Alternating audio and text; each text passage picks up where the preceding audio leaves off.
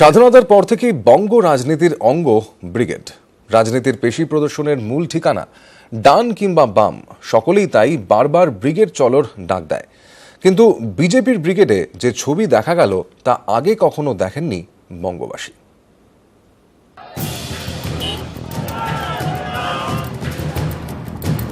এটা ব্রিগেডের জনসভা নাকি বিগ বাজেট হিন্দি ছবির সেট?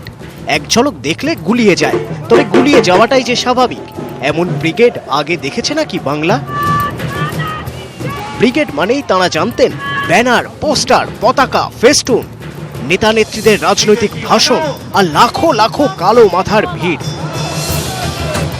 কিন্তু বুধবারের বারবেলায় বিজেপির ব্রিগেডে কালো মাথার ভিড়ের সেই চেনা ছবি ঢাকা পড়ে গিয়েছে সৌজন্যে জার্মান অ্যালুমিনিয়ামের তৈরি হ্যাঙ্গার।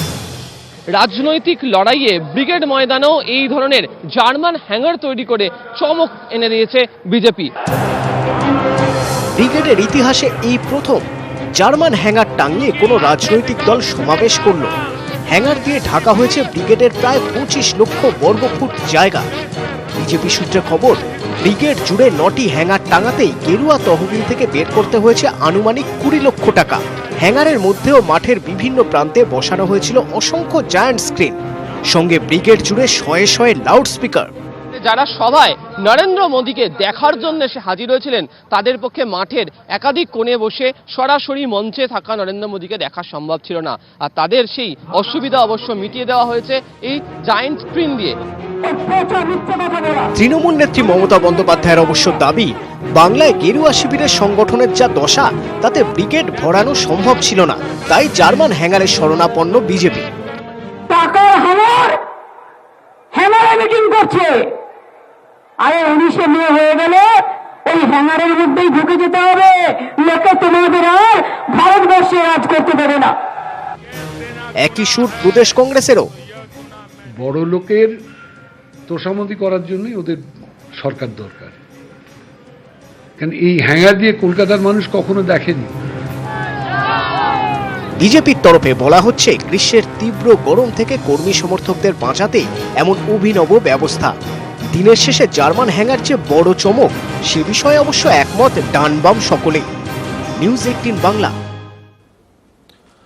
দেশজুড়ে ভোটের উত্তাপ তো আছেই, তার মাঝেই মোদি মুডে রঙিন ব্রিগেড। শুধু নাচে গানে মেজাজে নয়, স্টাইলেও মোদি। বুধের ব্রিগেডে হিট আমিও চৌকিদার টুপি, টি শার্ট।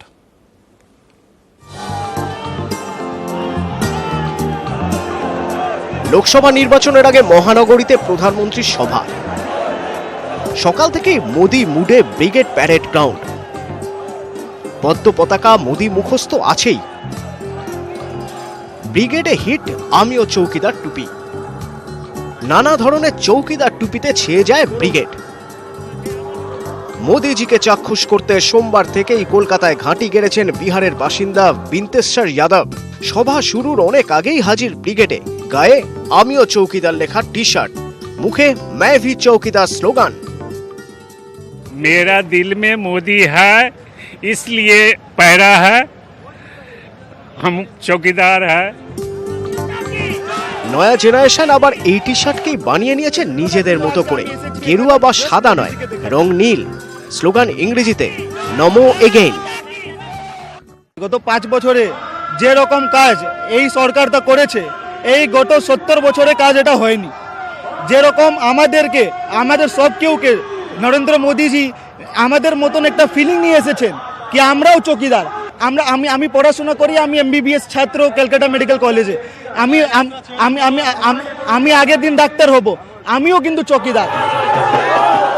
শুধু মোদি স্পেশাল স্টাইল স্টেটমেন্টই নয়, বিনোদনের ব্যবস্থাও ভরপুর। নাচে গানে জমজমাট ব্রিগেড।